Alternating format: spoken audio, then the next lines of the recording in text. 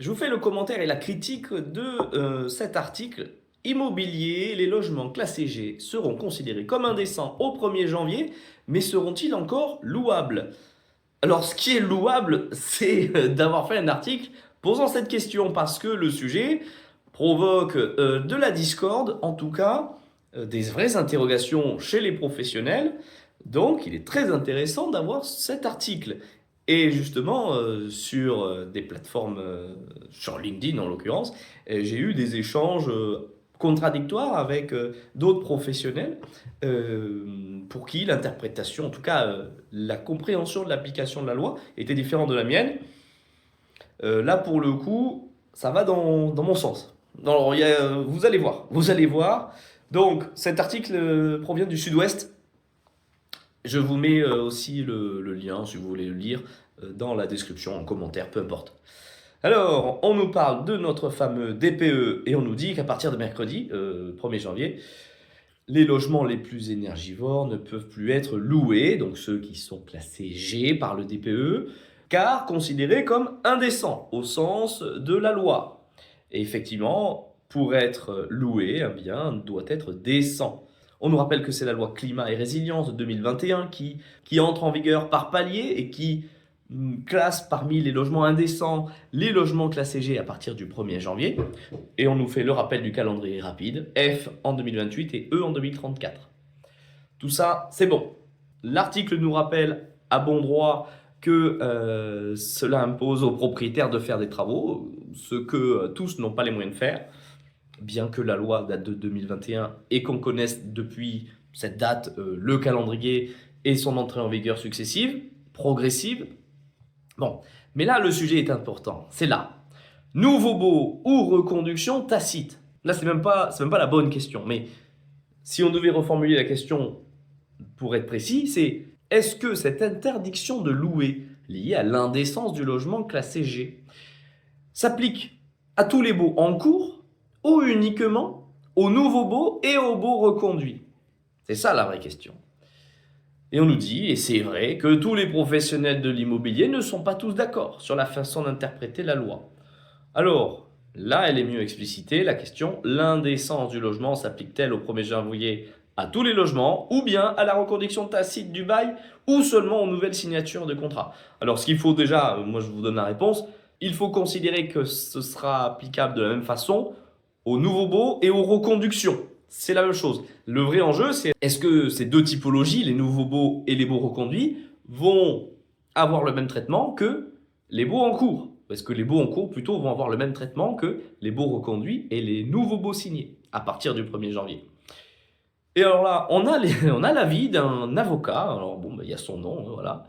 C'est pas pour faire de la pub ni au contraire de la diffamation. Je vais juste commenter. C'est lui, ça pourrait être un autre. Je ne suis pas d'accord avec ce qu'il dit. Pour lui, l'indécence s'applique dès le 1er janvier pour tous les logements G. Mais la loi n'interdit pas à proprement parler à un propriétaire de louer. C'est un peu plus subtil pour lui. Pour lui, s'il loue, le propriétaire s'expose à ce que le locataire demande la mise en conformité du logement avec les critères de décence. Là, il a à la fois raison et tort. Pour moi, la formulation n'est pas assez précise. Parce qu'effectivement, le propriétaire qui met à bail, qui signe un nouveau bail à partir du 1er janvier d'un logement classé G, s'expose effectivement à d'éventuelles poursuites du locataire qui pourrait demander la mise en conformité du logement avec les critères de décence. Ce qui n'est pas le cas pour les baux en cours, c'est-à-dire ceux qui ont été signés en 2024 ou en 2023. Et là, je trouve ça très intéressant puisque, alors là, on nous parle du nombre de logements concernés, etc. Ça, oui, ça, hop, petite parenthèse. Là, on ne parle plus de l'avocat, on parle de David Rodriguez, monsieur David Rodriguez, responsable juridique de l'association Consommation, Logement et Cadre de Vie.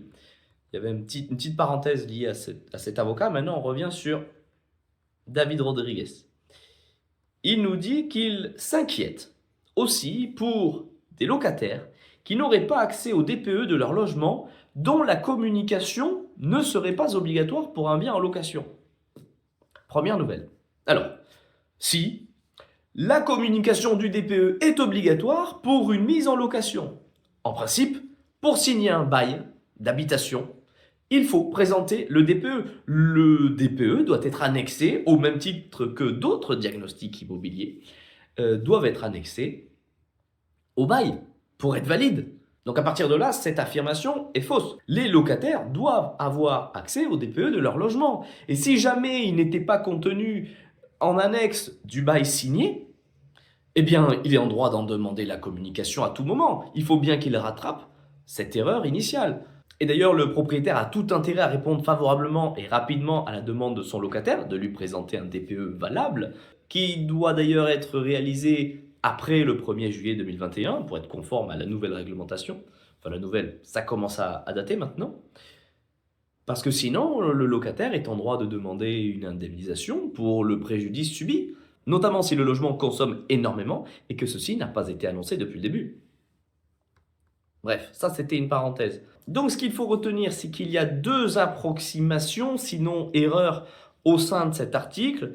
Premièrement, c'est la précision apportée par l'avocat. Soit elle est seulement imprécise et ils ont omis de distinguer entre les baux signés ou reconduits avant le 1er janvier 2025, qui ceux-là vont continuer à perdurer le temps de leur échéance en cours, les 3 années, pour les baux nus, et ceux signés ou reconduits à partir du 1er janvier 2025, pour lesquels toutes les sanctions vont s'appliquer. Et le second élément qu'il fallait retenir, c'est que le DPE doit être communiqué au locataire lors de la signature du bail, donc si ça n'a pas été fait, il est en droit de le demander à tout moment pendant la durée de validité de son bail. Et ainsi, il pourra connaître l'état énergétique du logement qu'il occupe, au moins au sens de la réglementation du DPE.